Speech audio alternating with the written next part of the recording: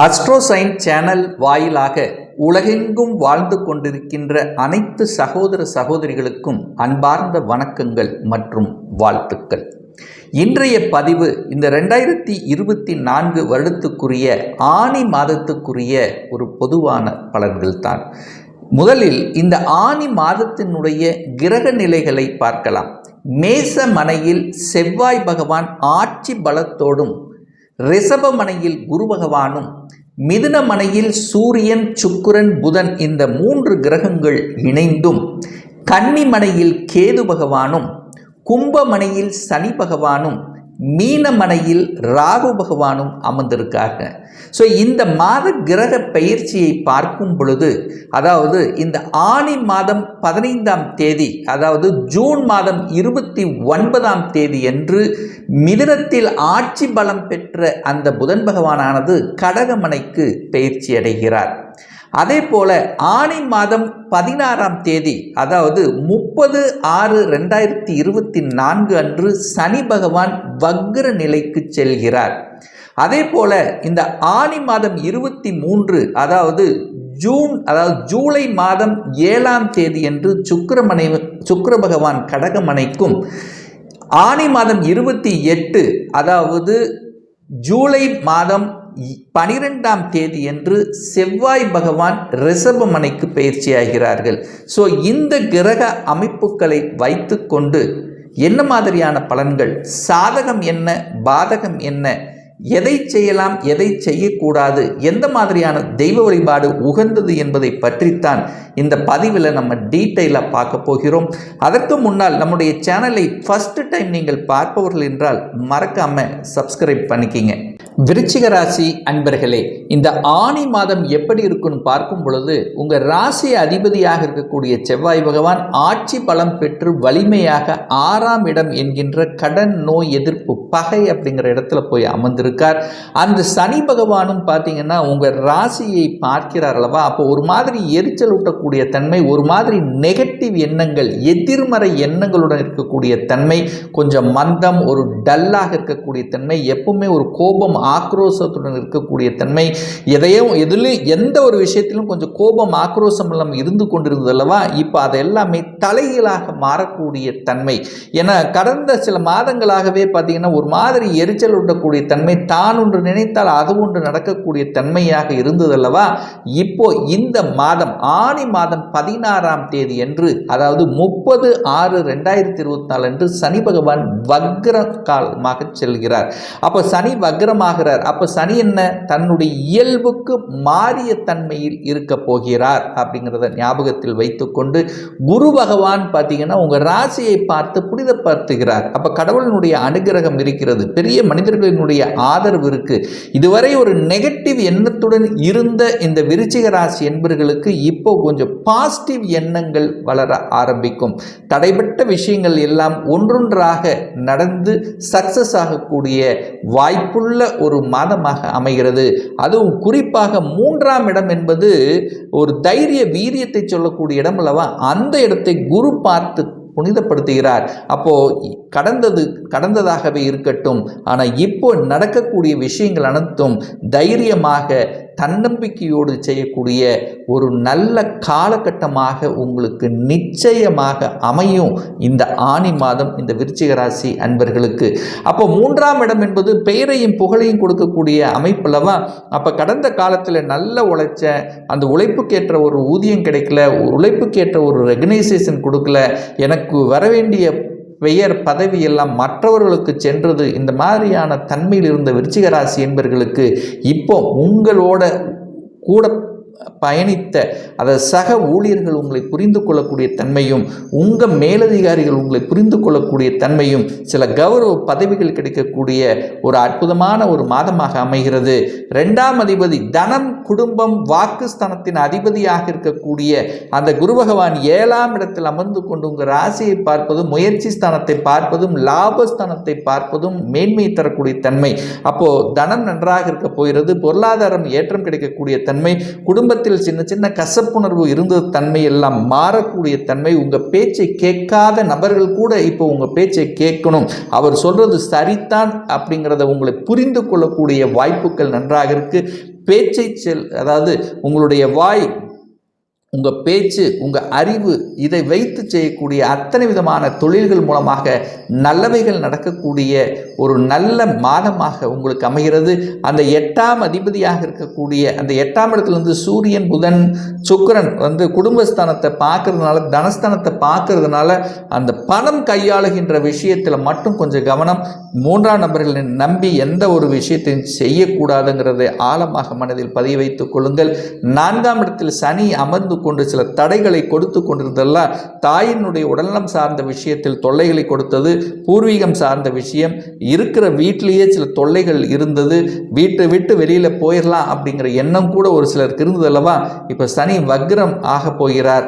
அப்போது இதுவரைக்கு அந்த வீட்டில் நடந்த விஷயங்கள், ஒரு சுகம் சார்ந்த விஷயத்தில் இருந்து வந்த பிரச்சனைகள் அத்தனையும் மாறக்கூடிய சந்தர்ப்பங்களை நிச்சயமாக உருவாக்கும்.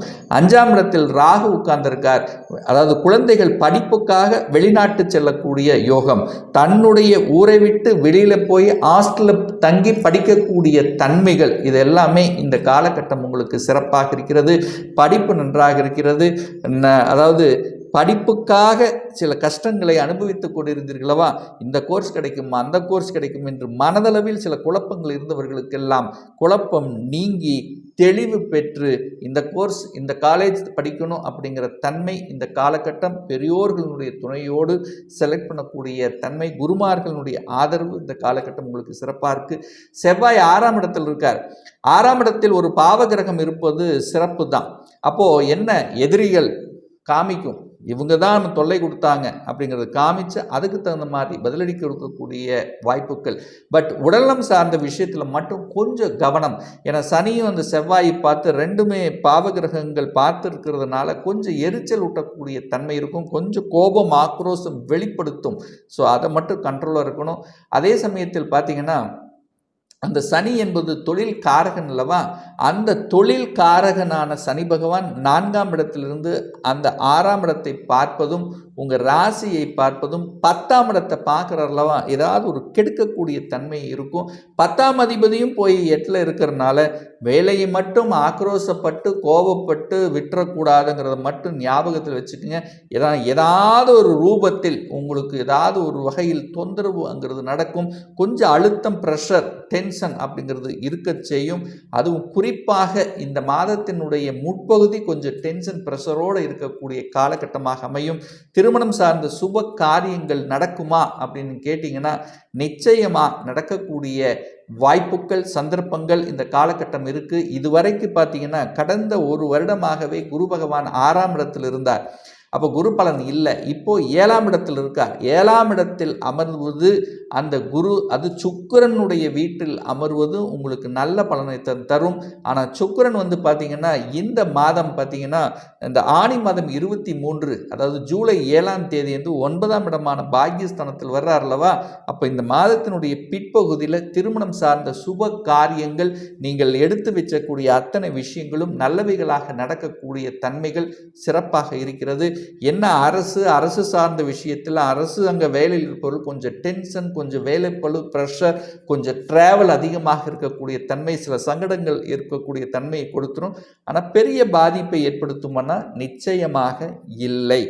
வேலை இல்லாதவர்களுக்கு வேலை போன மாதம் போயிடுச்சு, வேலை அப்ளை பண்ணிகிட்டு இருக்கிறேன், இன்னும் கிடைக்க மாட்டேங்குது, அதில் ஒரு மாதிரி தன்மை இருக்கிறவங்க இந்த மாதத்தினுடைய பிற்பகுதி உங்களுக்கு நிச்சயமாக வேலை உண்டு.